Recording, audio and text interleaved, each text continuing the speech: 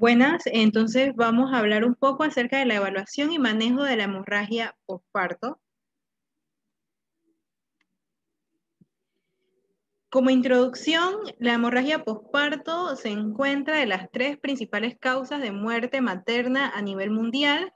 Esto hace de esta presentación de suma importancia para todo aquel que atienda pacientes que puedan estar en esta condición, embarazadas, que puedan encontrarse y puedan tener una hemorragia posparto. Aproximadamente 140 mujeres mueren cada año por hemorragia posparto y más del 50% de estas van a ocurrir en las primeras 24 horas.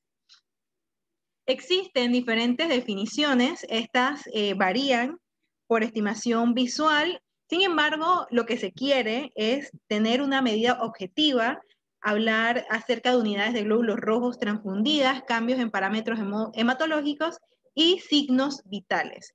Se hace énfasis en los signos vitales en el control y la evaluación de la paciente con una hemorragia postparto. Importante siempre identificar la causa del sangrado, detener el sangrado y manejar la hipovolemia, la anemia y evitar la coagulopatía en estas pacientes.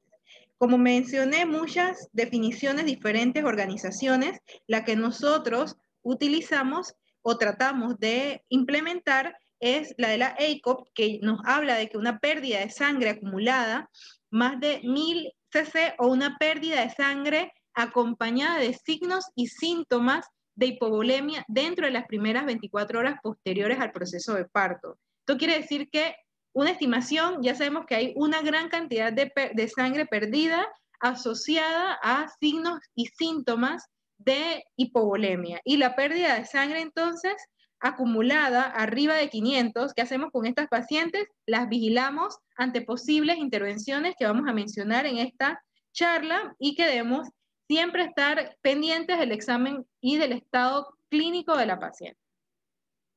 La embarazada, aproximadamente el flujo de sangre a través de la arteria uterina es de 500 a 700 mililitros por minuto y esto representa aproximadamente un 15% del gasto cardíaco. Ella tiene múltiples mecanismos por el cual ella fisiológicamente puede limitar la pérdida de sangre en el evento del posparto. Existe de forma mecánica a través de la contracción del miometrio y esta comprime los vasos sanguíneos que irrigan el lecho placentario y provocan una hemostasia mecánica y además puede ocurrir un aumento fisiológico de los factores de coagulación durante el trabajo de parto y entonces así controlar el sangrado. La pérdida de sangre que puede tolerar una embarazada va hasta 500 mililitros, y ya que esta es una pérdida de sangre esperada, siempre vamos a tener pérdida de sangre. Sin embargo, más de esto, la paciente puede iniciar con cambios a nivel hemodinámicos que nosotros debemos estar vigilando, como mencioné en la definición previa. Existe hemorragia posparto, temprana en las primeras 24 horas, tardía después de 24 horas y podemos vigilar hasta 12 semanas. La principal causa o la mayor cantidad de pacientes que presentan hemorragia posparto la vamos a encontrar en esta área de aquí, que es en una hemorragia posparto temprana. Existen 4T que ya lo sabemos de la escuela de medicina, en donde la T del tono, la tonía uterina, aproximadamente un 80% de las pacientes van a presentar en la hemorragia posparto atonía uterina, por lo tanto debemos revisarla a fondo. Retención de restos placentarios, laceraciones del tracto genital y si estamos en una cesárea también puede presentar alteración en esta parte y trastornos de coagulación. Como mencioné, la atonía es la causa más común, 80%. Debemos saber que el diagnóstico lo hacemos luego del manejo activo de la labor, que ya lo conocemos. Puede no estar asociada con retención de restos placentarios. Puede ocurrir incluso diferentes tipos de atonía, como es la atonía difusa, que compromete todo el útero y vamos a ver que va a haber una atonía o una pérdida del tono dentro, en todo el útero, y en una atonía focal podemos tener el fondo uterino contraído con una pérdida del tono a nivel del istmo, y esto sobre todo en pacientes con placenta previa, en donde el lecho placentario se ubica a este nivel, y entonces puede incluso acumular sangre dentro de la cavidad del útero, y esto ser una de las causas de la hemorragia postparto. Los traumas y laceraciones los podemos ver en las cesáreas y los podemos ver también en el parto, no solamente en el parto donde vamos a ver desgarros cervicales, sino que también lo vamos a ver en cesáreas en donde existen pacientes con productos macrosómicos, en donde la incisión del útero se puede desgarrar o prolongar, produciendo lesiones de vasos y hematomas que solo vamos a poder observar a través de una revisión exhaustiva al momento de la cesárea, viendo el ligamento ancho, la distensión o el abultamiento, o hacia el infundíbulo pélvico, sospechando así un hematoma retroplacentario. Existen también factores asociados, a pesar de que el 60% de las pacientes con hemorragia posparto no tienen factores asociados. Igual debemos siempre, en aquel resto de pacientes, 40%, tener una idea o sospechar de que podamos estar ante una hemorragia posparto, como son aquellas pacientes con gestación múltiple, en donde el útero está muy extendido, el parto instrumentado, donde hay sospecha de desgarros o alteración de la anatomía o de haber lastimado vasos, o productos macrosómicos, como ya mencioné anteriormente, y los trastornos hipertensivos, en donde pueden estar asociados a una coagulopatía, y los antecedentes de hemorragia posparto también es importante tenerlo presente. Luego entonces de esta breve introducción vamos a hablar acerca de la evaluación de la paciente, y esto tiene que ver con el riesgo en el momento que nos encontremos en el escenario, ya sea en partos o en el salón de operaciones. Entonces, este cuadro es importante ya que, como siempre, evaluamos los síntomas y signos que nos puede presentar la paciente. Estamos en un momento agudo en donde la paciente está perdiendo sangre, incluso aquí nos hablan de porcentaje de pérdida de sangre y cómo vamos a encontrar los signos y síntomas, y le dan un espacio a la pérdida, a la presión arterial, en donde esta va a ir disminuyendo progresivamente a través de la pérdida sanguínea, y la paciente va a presentar algunos síntomas como palpitaciones, sudoración, taquicardia, puede presentar signos como aumento de la frecuencia cardíaca. Incluso a medida que va perdiendo más sangre, vamos a ver que los síntomas van a ir avanzando y se van agregando otros, como son la oliguria, la palidez, la confusión. La paciente puede incluso estar con con disnea o hambriento de oxígeno. Y esto entonces ya nos habla, la paciente puede colapsar, y ya nos habla de que la paciente está teniendo cambios hemodinámicos que debemos vigilar. Este cuadro es importante tenerlo presente, ya que muestra los diferentes tipos y grados de hemorragia posparto, y que también nos van a ayudar a tener una idea de qué está pasando en la paciente, en donde vamos a tener una hemorragia grado 1, que la pérdida de sangre, esto me lo va a dividir en este lado. Aquí vemos que hablan de la pérdida de sangre, el porcentaje de pérdidas, la frecuencia cardíaca, presión arterial, la frecuencia respiratoria, la diuresis y el estado del sistema nervioso central. Vemos que en aquellas pacientes con una hemorragia grado 1, en donde vemos una pérdida sanguínea hasta 750, vamos a ver que puede presentarse sin cambios hemodinámicos. Vamos a incluso a tener una paciente frente a nosotros que ha tolerado la pérdida de sangre y se encuentra normal. Una vez pasamos a una pérdida mayor de sangre, con una pérdida de un 15 a 30%, y vamos a ver que lo primero que vamos a observar es un cambio en la frecuencia cardíaca, con una frecuencia cardíaca de 100 a 120 y teniendo una presión arterial normal. Luego entonces en un grado 3 vamos a tener lo anterior, con un aumento más o mayor de la frecuencia cardíaca, en donde va a estar de 120 a 140, y vamos a ver que se va a asociar la caída de la presión arterial, y vemos que esta va a estar disminuida. Ya en grado 4 vamos a ver que la paciente incluso está confusa, letárgica, tiene la presión arterial un poco más baja, muy, muy baja, y vamos a ver que la frecuencia cardíaca incluso va a sobrepasar los 140 litros por minuto. Esto quiere decir que los datos que nosotros debemos siempre tener en cuenta cuando estamos ante una paciente con hemorragia posparto son los signos vitales, como es la frecuencia cardíaca, la presión arterial. Incluso vigilamos la diuresis y el estado mental, y son cosas que podemos hacer en cualquier lugar del país. Entonces, existen diferentes índices que nos ayudan a evaluar el estado hemodinámico e hipovolémico de la paciente, como es el índice de choque, es donde vamos a medir la frecuencia cardíaca entre la presión arterial y sistólica, y este resultado nos va a hablar entonces de un umbral crítico que es arriba de 1.4. Se habla de debajo de esto, de 1.1 es normal. Esto es en embarazadas, ya en pacientes adultos sanos, no embarazados, pueden tener un rango mayor de 0.5 a 0.7. Nosotros debemos también, al evaluar el riesgo, tener objetivos del manejo. Y tener un orden establecido de cómo vamos a evaluar las pacientes.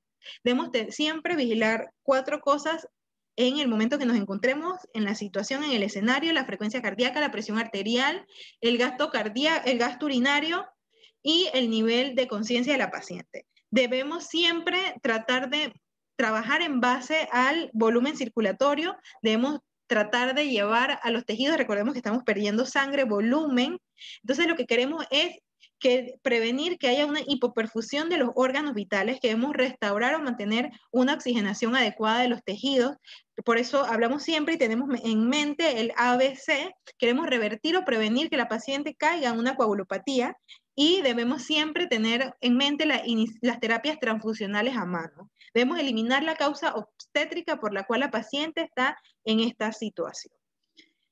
Esta diapositiva es importante porque podemos ponernos a medir, pero en el momento a medir la sangre o la cuantificación de sangre en el evento. Sin embargo, en una sala de parto en donde nos encontramos con una paciente en este escenario en donde la cama está empapada, el piso está empapado, ya sabemos que estamos en una hemorragia posparto mayor, una hemorragia mayor en donde debemos saber que ya la pérdida sanguínea es arriba de 1500 cc. Entonces, importante, ya no se usa la cuantificación de sangre ni nos vamos a poner a medir, a pesar cuánto ha perdido la paciente. Antes se realizaba una medición de el peso, por ejemplo, del cótex o de la toalla sanitaria. Antes se realizaba una medición de la venda antes y luego entonces de empaparla con sangre. Ahora ya nosotros lo que hacemos es saber que la paciente está teniendo una pérdida de sangre que cause una alteración a nivel de los signos vitales, vigilando lo que ya mencioné: frecuencia cardíaca, presión arterial, el gasto urinario y el nivel de conciencia. Entonces aquí podemos incluso, ya para tener una idea, saber que si tenemos una riñonera llena, ya sabemos que estamos arriba de 500 cc y debemos vigilar a la paciente. Si vemos que ya tenemos muchas vendas, saber que cada venda puede tener más o menos 30 cc y ya debemos iniciar el manejo de la hemorragia posparto. No esperar a que alguien nos cuente qué cantidad de sangre la paciente ha tenido. Ya con los signos vitales y el estado de la paciente sabemos si ella requiere o no tratamiento y manejo por nosotros. Entonces, a pesar de lo que yo les he mencionado, siempre sabemos que la paciente está perdiendo sangre, entonces lo vamos a dividir en aquellas pacientes que ha perdido más de 500, pero menos de 1500 en un parto, ya sea por un parto vaginal o un parto por cesárea. Y esto entonces en aquella paciente que está teniendo un sangrado excesivo y continuo, o sea que estamos iniciando con el manejo. Ya vemos que nuestra paciente, a pesar de el manejo activo de la labor, a pesar de que hemos hecho todo bien, no tiene factores de riesgo, estamos sospechando que podemos caer en una hemorragia posparto o que estamos en una hemorragia posparto. Entonces vamos a iniciar el manejo. ¿Qué debemos hacer siempre? Debemos pedir ayuda. Este trabajo es multidisciplinario. Necesitamos una enfermera, necesitamos un anestesiólogo, necesitamos un intensivista, al compañero, al funcionario, a todo aquel que pueda estar allí para ayudarnos en esto. Una vez tenemos la ayuda, le pedimos que nos tomen los signos vitales, como ya mencioné, para saber dónde nos encontramos y en qué grado de hemorragia estamos, y tener una idea en nuestras mentes, y saber entonces hacer el manejo, cuantificación de pérdidas, o sea, saber si tengo más de 500 cc o de pérdidas o más de 1500, una estimación visual. Debemos pedirle a la enfermera que nos canalice a la paciente 2 venas anticubitales para poder entonces iniciar con la reanimación en bolos de cristaloides y saber si mi paciente ya al haber detenido el sangrado o mantenerme haciendo unas medidas, puede entonces trabajar por esa parte y reanimar siempre a la paciente ante una sospecha de hemorragia posparto.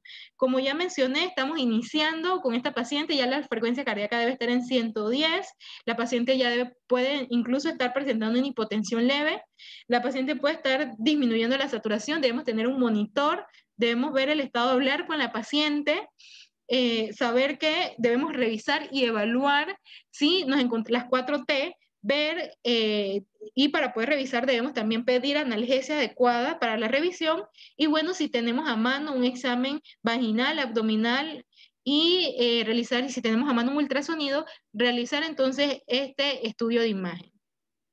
Entonces, primero debemos siempre hacer un manejo de la atonía. El primer manejo es lo que podemos hacer inmediatamente, es el manejo, el masaje para estimular las contracciones.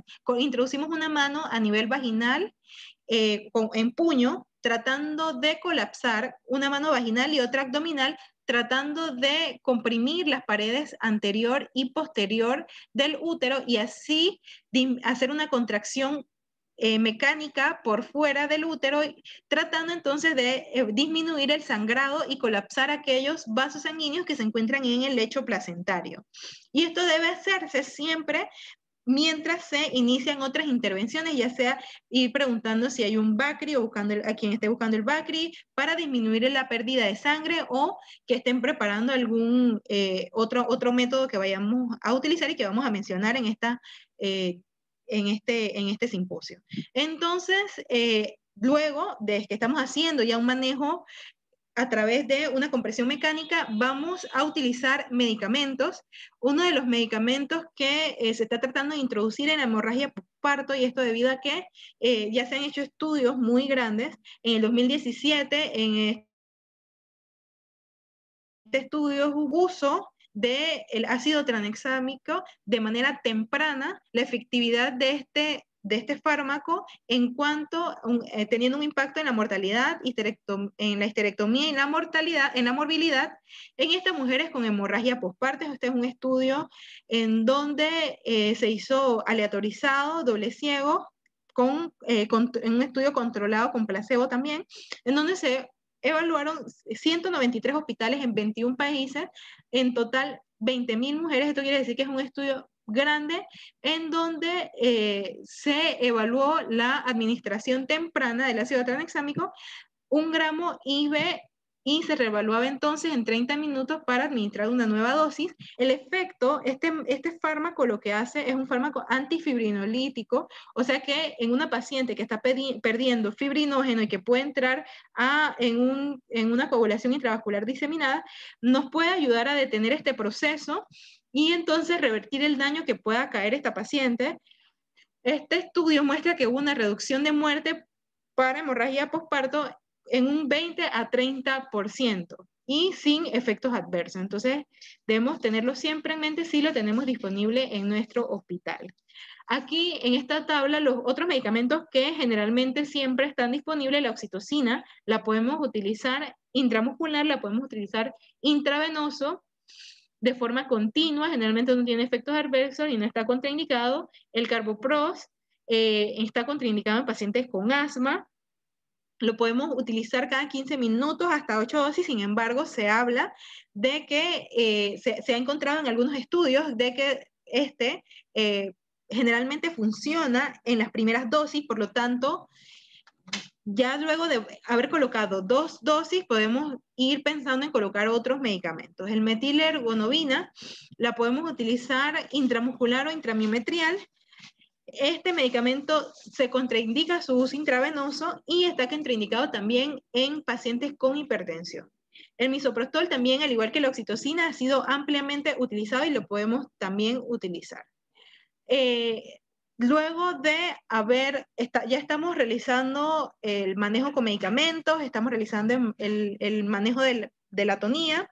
Ahora debemos revisar la cavidad uterina buscando otra causa, como lo es el tejido y los restos placentarios que pueda tener la paciente.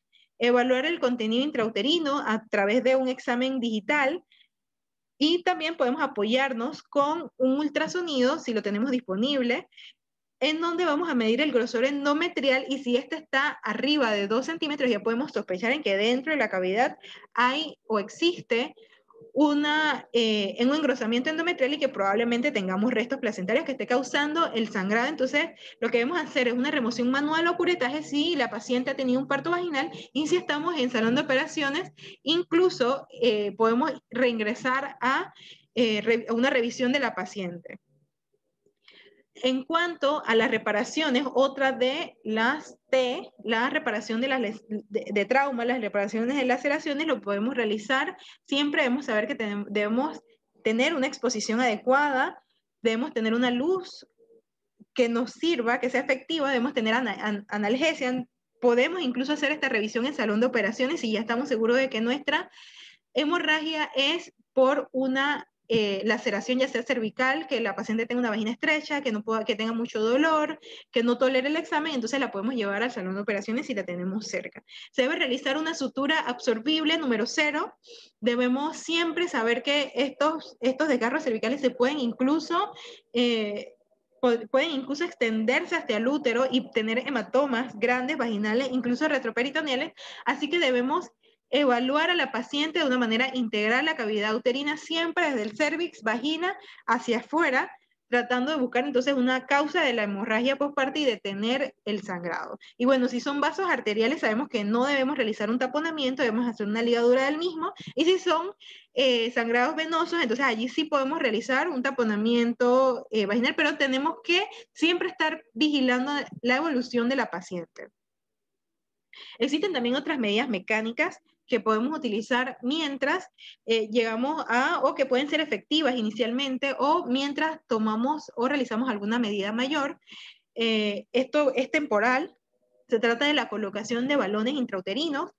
Uno de los más conocidos es el balón de Bakri, en donde este va a introducirse dentro de la cavidad endometrial y va a hacer un efecto mecánico. ¿Qué necesitamos? 2 pinzas de aro, una valva, ya sea de un espéculo o un separador, tijera, el balón de Bakri, que es este que tiene un sistema en donde se introduce líquido aquí en una válvula y se llena el balón, y solución salina. ¿Qué queremos con esto? Limitar la pérdida de sangre en curso. Debemos realizar siempre un vaciamiento vesical y llenar el balón aproximadamente con 500 cc de solución salina. Este balón se puede dejar por 24 horas y entonces debe ser retirado progresivamente con el uso de oxitocina continua. Aquí tenemos a la paciente en posición de litotomía, realizamos asepsia y antisepsia, hacemos una limpieza también vaginal, colocamos una sonda Foley para vaciamiento vesical, y esta se deja puesta para entonces monitorizar a nuestra paciente y vigilar el gasto urinario. Colocamos la valva posterior, localizamos el cervix con una pinza de aro, traccionamos el cervix anterior, el labio anterior, sosteniendo el balón de Bakri, y lo guiamos hasta el fondo uterino. Por el ultrasonido podemos confirmar que se encuentre dentro de la cavidad, y luego entonces realizamos el llenado del balón con solución salina, aproximadamente 500 cc, y esto es lo que queremos con el balón, que este se llene y produzca una contracción y evite un sangrado excesivo, o que la paciente continúe con el sangrado. Entonces, existen otras maneras en que, si no tenemos el balón de Bakri, siempre en una sala de partos podemos tener un condón hidrostático, o podemos hacer un condón hidrostático artesanal, que también nos sirve para realizar una compresión mecánica intrauterina. ¿Qué necesitamos? 2 sondas Foley, una para hacer nuestro vaciamiento vesical y el otro que es donde vamos a colocar los condones, y una sonda Nelaton que nos va a ayudar a saber si la paciente continúa, a pesar de la compresión mecánica, perdiendo sangre, o si está funcionando nuestro balón y solución salina para el llenado y seda. Este video se insertan los condones. Vemos cómo están preparando con los instrumentos que ya les mencioné. Introduce la sonda Foley, estira los condones hasta formar una especie de balón artesanal similar al balón de Bakri, que se pueda distender y que pueda hacer una compresión desde adentro de la cavidad endometrial. Toma la seda, mide aproximadamente 10 centímetros, realiza una oclusión a 10 centímetros con la seda para que no se escape la solución salina que vamos a instilar y va a llenar y hacer ese efecto mecánico que se requiere. Entonces se corta y vemos cómo ya va tomando forma. Se conecta la venoclisis a el extremo para poder llenar la sonda y se hace un sellado con la seda que habíamos solicitado.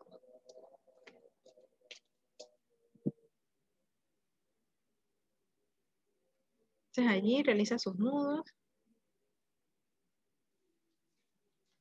Luego entonces se realiza una prueba de que nuestro balón artesanal se llene de una manera adecuada.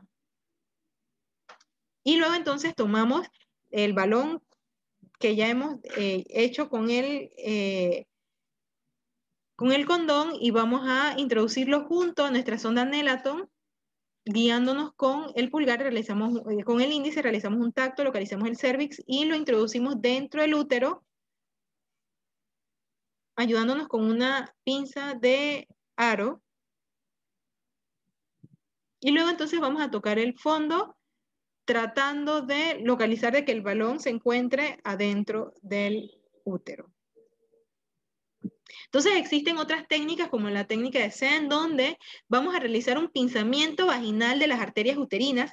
Aquí necesitamos 2 pinzas de aro curvas y 2 pinzas de aro rectas. Necesitamos separadores y una sonda Foley. Estamos en un lugar donde no contamos con un balón de Bakri y no podemos hacer un balón artesanal con un condón, entonces utilizamos lo que tenemos a mano y estas son las 2 pinzas de aro recta. Después de haber separado y tener visualizado el cérvix, colocamos las pinzas en el labio anterior, una en el labio anterior y otra en el labio posterior del cérvix. Como nos encontramos en una paciente embarazada que tiene el piso pélvico relajado por el efecto de la progesterona, nos va a ser un poco más fácil traccionar y localizar las arterias uterinas. Podemos palpar a nivel de arriba de los úteros sacros, lo más pegado posible al útero. Entonces lo que vamos a realizar es llevarnos con las 2 pinzas de aro recta hacia el lado derecho de la paciente para pinzar el lado izquierdo de la arteria uterina a través de la vagina, y luego entonces vamos a hacer el mismo proceso al lado contralateral. Nos vamos a llevar las pinzas de aro hacia el lado izquierdo para poder entonces exponer la arteria uterina del lado derecho, y lo que queremos es disminuir el paso de sangre al útero para disminuir el sangrado y las pérdidas en esta paciente. Esta medida la podemos usar para llevar a nuestra paciente a salón de operaciones corriendo porque tenemos que hacerle una histerectomía o alguna sutura hemostática, o queremos llevar a la paciente en un traslado porque nos encontramos en un lugar donde solo tenemos estas pinzas. Entonces, esta es una medida que nos ayuda, es temporal para pasar a otro nivel en el manejo de la hemorragia posparto. Entonces, ya pasamos en ese periodo en el que está perdiendo sangre, que ya sabemos que hay más de 1500 y la paciente continúa sangrando. Hemos hecho las medidas anteriores y no para de sangrar la paciente. Vemos que la frecuencia cardíaca está aumentando, ya va por 130, 140, la presión arterial de mi paciente está cayendo, su estado mental está deplorándose más y estamos ante un sangrado continuo. ¿Qué debemos hacer? Todo lo anterior. Ya en ese momento ya debemos, en el estado anterior que les mencioné, arriba de 500 cc hasta 1500, ya hemos hecho todo el proceso necesario el trabajo inicial. Luego ahora, ante una pérdida tan grande como 1500 y ante un deterioro más rápido en nuestra paciente, hacemos todo lo anterior, debemos ir pensando ya en un salón de operaciones o cerca del salón de operaciones o tener disponibilidad de unidad de cuidados intensivos. Debemos también ir colocando un acceso venoso central, debemos colocar la sonda Foley, ya tenemos que tener la gasometría y por lo menos los laboratorios iniciales y la paciente cruzada. Si no tenemos sangre en el momento cruzada, podemos usar sangre sin cruzar. Evitar esos intentos prolongados e inútiles si no podemos colocar bien el balón, si no podemos hacer esa terapia conservadora, entonces nosotros debemos continuar el manejo y hacer unas medidas más invasivas, tratando siempre de mantener viva a nuestra paciente y evitar una muerte materna adicional. Uno de los laboratorios que más se va a alterar es el fibrinógeno, o uno de los que se va a alterar inicialmente, y que nos va a hablar de una pérdida de sangre importante, el mayor indicador. Y entonces lo que debemos hacer es ver la tendencia del mismo. O sea, se habla de que menor de 200 es un predictor de hemorragia posparto grave y nos habla de la necesidad de transfusión y tratamiento quirúrgico o muerte materna. Sin embargo, si tenemos una paciente con un nivel inicial de 400, tomamos el laboratorio y ya va en 300 y luego entonces tomamos otro a los 60 minutos a la hora y va en 200 o 100, ya sabemos que esta paciente debemos tener o ir pensando en transfusión masiva o en un manejo más definitivo, y es un indicador de una pérdida de sangre importante. También el hemograma puede no ser un indicador real del estado de la paciente porque puede estar hemoconcentrado y no nos da un resultado inmediato, así que tal vez no podamos dejarnos llevar. Lo que sí podemos hacer es, sin laboratorios, ya ir cruzando a la paciente si ya estamos ante esta pérdida de sangre importante. Y también existen otros estudios como el tromboelastografía, en donde también nos puede dar un indicio de cómo están las plaquetas y cómo está el estado de coagulación. Los líquidos intravenosos debemos ser cautelosos, deben ser administrados deben ser autolimitados. Porque esto puede llevar a una hemodilución y afectar el transporte de oxígeno a los tejidos y puede hacer que la paciente esté hipoperfundida. Esto puede dificultar la corrección de coagulopatías y nosotros lo que queremos es recuperar a nuestra paciente rápido, y lo que debemos siempre tener en mente es administrar tempranamente hemocomponentes. Ya después de 2 litros de lactato de Ringer y vemos que nuestra paciente sigue deteriorándose, iniciamos tempranamente los hemocomponentes.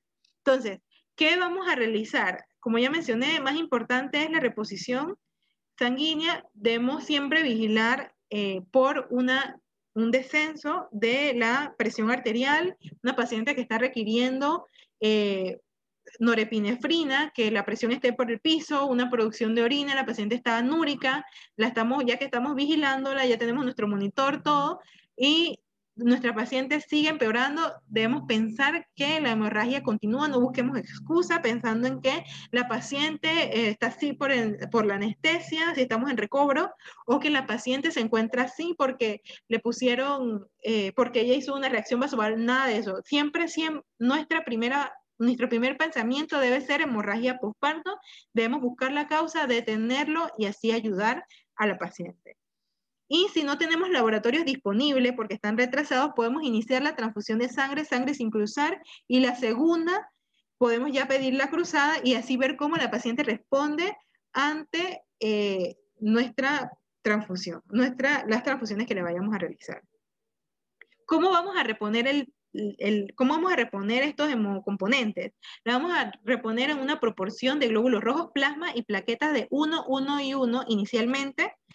También debemos saber que el protocolo de transfusión masiva debe iniciarse en cuanto estemos sospechando de que la paciente está teniendo una hemorragia activa, o sea, una disminución de la presión arterial abrupta más una paciente anúrica, o luego de que hemos ya transfundido 4 unidades de glóbulos rojos y ya estemos estimando una pérdida mayor de 50% del volumen y además esté asociada a una presión arterial sistólica menor de 80 milímetros o un pH menor de 7.2, también vigilamos el déficit de base menor de 6 o una temperatura menor de 35, plaquetas menor de 50.000.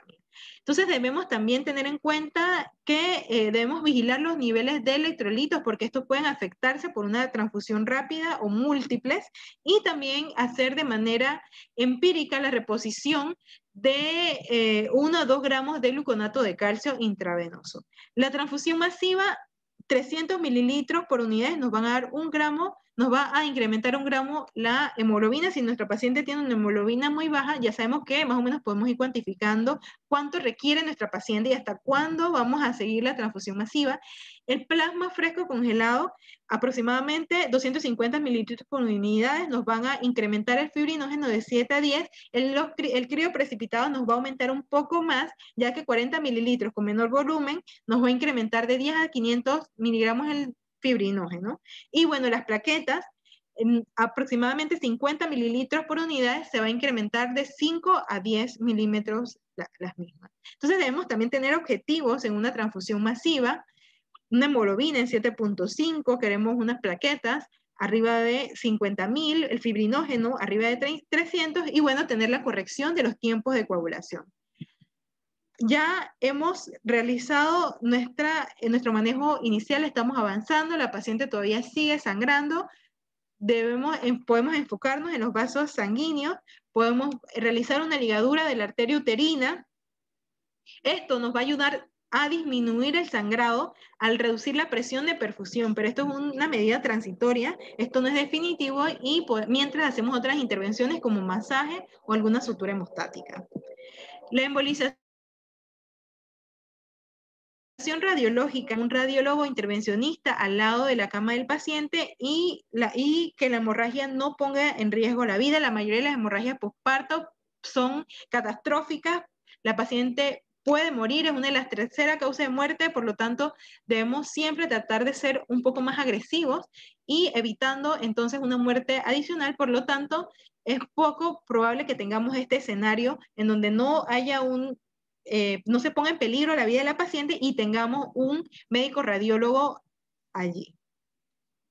La pérdida de sangre ya mayor de 1.500 y luego de haber agotado nuestro recurso de unas intervenciones médicas o medicamentos y haber ya utilizado las medidas mínimamente invasivas, debemos entonces ya ir avanzando en nuestro manejo y, como ya mencioné anteriormente, dejar de estar siendo insidiosos o tratando de conservar o tener una medida conservadora. Entonces aquí vamos a mantener la oxigenación de la paciente, ya la paciente se está deteriorando, ya la paciente debemos evitar la hipotermia, debemos evitar la acidosis, la paciente está deteriorándose, debemos considerar medidas extremas. Entonces, ¿qué queremos? Que la saturación de oxígeno esté arriba de 95, podemos utilizar una máscara de oxígeno a 10 a 15 litros por minuto, podemos evaluar las vías respiratorias o ver el requerimiento de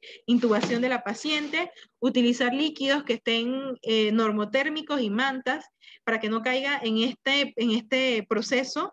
Debemos manejar la acidosis, utilizar un bicarbonato menor de 7.1. Y existen otras medidas extremas que podemos realizar ya que la paciente continúa sangrando y no encontramos la causa. En este caso podemos realizar la compresión de la aorta de manera manual. Existen algunos incluso aparatos que pueden ayudar a hacerlo de manera externa, o lo podemos realizar de manera mecánica nosotros mismos, colocando un puño y con la otra mano, la palma de la mano sobre el puño, realizar una presión firme y por encima y ligeramente a la izquierda del ombligo del paciente, y esto lo podemos usar para llevar a nuestra paciente, ya sea que vamos en una ambulancia y ya no tenemos más recursos, o que la paciente esté siendo llevada al salón de operaciones. La laparotomía, esto ya debemos considerarlo, tenemos una hemorragia masiva, ya hemos hecho diferentes ya hemos agotado recursos mínimamente invasivos o medicamentosos, la paciente está inestable. En el parto esto casi a veces se utiliza como un último recurso, la mayoría resuelven antes. En las cesáreas ya, si nos encontramos en recobro, podemos pasarla, reabrir, lavarlos, quitar los coágulos que la paciente tenga, esa descomposición de la sangre, inspeccionar los pedículos, realizar una evaluación de la paciente. Recordemos que las embarazadas tienen una pared anterior laxa que puede acumular grandes cantidades de volumen sin necesidad de tener un abdomen agudo. Entonces, el torniquete uterino, cuando estemos en una cesárea o en la laparotomía, y entonces vemos que hay un sangrado activo, no vemos nada, que necesitamos evaluar qué es lo que está ocurriendo dentro de la cavidad abdominal, entonces podemos agarrar una medida temporal, que es el catéter urinario, lo más bajo posible alrededor del segmento uterino inferior, claro, sin incorporar la vejiga, y el objetivo es ocluir el suministro vascular. Entonces también podemos, ya estamos en la parotomía, podemos realizar suturas hemostáticas. Esto lo que quiere es realizar una compresión mecánica externa tratando de colapsar la pared anterior y posterior del útero y así disminuir el sangrado.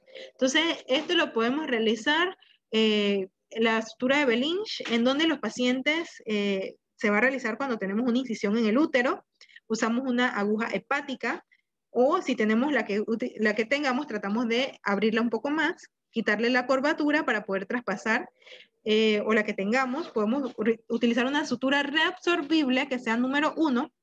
Lo que se trata es esta sutura se va a realizar a 3 centímetros inferior, o iniciamos a 3 centímetros inferior de la histerografia en un punto que vaya 4 centímetros de lateral a medial en el útero, el borde externo del útero hacia adentro, y entonces aquí en este punto iniciamos, siempre son 3 centímetros, entramos a cavidad uterina por debajo de la incisión que hemos realizado, pasamos y salimos en el punto, aquí vemos, entramos en el punto a la cavidad uterina, vemos cómo pasa a través de la cavidad, salimos en el punto B, y este punto B, cuando sale anterior al útero, a través del fondo del saco anterior, hacemos un recorrido hacia posterior del útero, ingresamos de afuera hacia adentro y vemos a través de la incisión uterina cómo introducimos la aguja o la sutura a la cavidad, y de luego entonces salimos nuevamente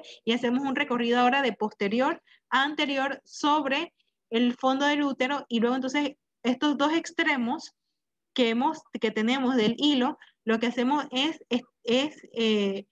tirar de los extremos con fuerza para comprimir el útero de una manera mecánica. Aquí lo podemos observar, ¿qué es el resultado que queremos? Queremos que este hilo, estos hilos, como les mencioné, como si fuera un overall, apretar, y esto entonces me va a hacer una compresión mecánica. Siempre debemos revisar de que a través de la vagina se haya detenido el sangrado con estas suturas. Entonces, en la sutura de Hyman, en donde este se puede realizar en úteros que no tienen una incisión o sin histerotomía, esta es ideal, o si ya hemos cerrado la histerografia o ya tenemos una histerografia, entonces podemos utilizarlo, sobre todo en aquellas pacientes que vienen de parto a salón, y lo que se quiere es colocar 2 o 4 suturas que van a ingresar de anterior a posterior, y se va a realizar, se agarran los dos extremos, esto lo hace de un lado el cirujano principal, y del otro lado el ayudante, y a la vez van a anudar en el fondo del útero para realizar y llevar el estado del útero como se ve en esta imagen, solo que los nudos van a estar acá arriba, y esto entonces también debemos verificar que haya disminuido el sangrado. La histerectomía es la última opción de tratamiento, es un tratamiento definitivo, pero debemos siempre corregir la hipovolemia, hipoxemia, hipotermia, acidosis, que ya mencioné, y las alteraciones electrolíticas antes de ingresar a salón. Recordemos también el control de daño para el sangrado, ya hemos realizado la histerectomía, estamos en salón, la paciente entró en el ciclo de hipotermia, coagulopatía, acidosis, de la paciente ya está hemodinámicamente inestable, no podemos continuar con la cirugía. ¿Qué debemos hacer? Empacar el área que sangra, a pesar de que ya se haya realizado la histerectomía, se cierra la piel y se le da chance a la paciente de que ella se recupere en una unidad de cuidados intensivos y así se estabilice. Entonces, como ya mencioné, es una de las tercera causa de muerte, queremos evitar muertes maternas, se deben hacer esfuerzos entonces para que la oxitocina esté disponible en aquellas unidades donde se puedan atender partos, en cualquier centro de salud donde se pueda atender un parto, ya sea una enfermera o un médico, debe existir la oxitocina inyectable. La estimación visual de la pérdida de sangre es inexacta y siempre tendemos a subestimar las pérdidas. Debemos siempre tener presente que lo que nosotros cuantificamos siempre va a ser mayor la pérdida y debemos vigilar entonces los signos vitales de la paciente. Debemos iniciar la transfusión temprana de hemocomponentes, no centrarnos en la reanimación con cristaloides, buscar la causa de la hemorragia, saber que el fibrinógeno es un indicador de gravedad de la hemorragia postparto y bueno, saber que si la paciente está teniendo un aumento progresivo de la frecuencia cardíaca y una caída de la presión arterial, esto es un indicador de un sangrado continuo y debemos entonces tratar a la paciente como tal y buscar la causa. Muchas gracias.